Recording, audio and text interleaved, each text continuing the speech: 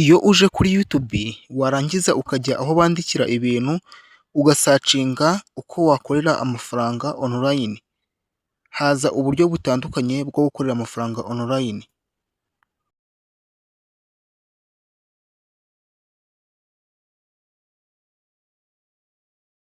Ariko njye ngiye kukwereka uburyo bwizewe bwagufasha kubona amafaranga.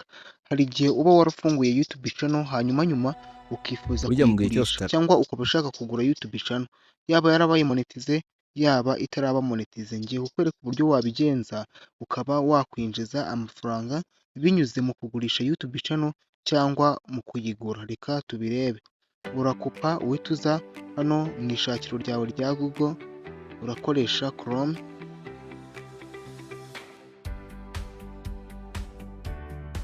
Nurangiza wandikemo urubuga rwitwa XY-MENYA, XY-MENYA akadomo online.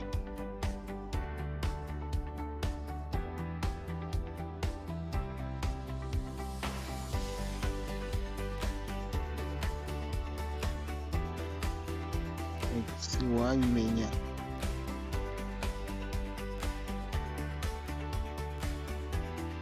Dore urwo rubuga wamaze kurugeraho ni uko biba bimeze. Urahita uza hano handitse ngo start selling, urahabona kuri kano kantu.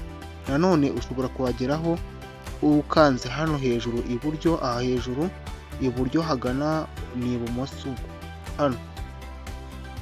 Reka dukupe aka hano ibumoso, ukaza hano handitse ngo in, aha hakane ukahakanda. Ukigera hano uhita usanga imbuga zitandukanye ziri ku isoko. Hano hariho ama TikTok account, ama YouTube account ndetse ni YouTube channel n'ama TikTok account.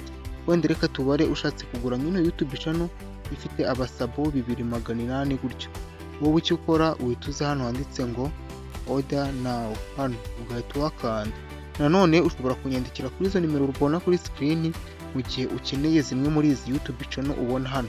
Nawe ufite iyo ugurisha unyandikire kuri izo nimero, cyangwa ufite iyo ugura uhitamo muri izi ugakanda hano handitse order cyangwa ukanyandikira kuri izo nimero nkahita nyigo. Ushobora kuyifata screenshot cyangwa ukanyandikira umbwira iyo ariyo.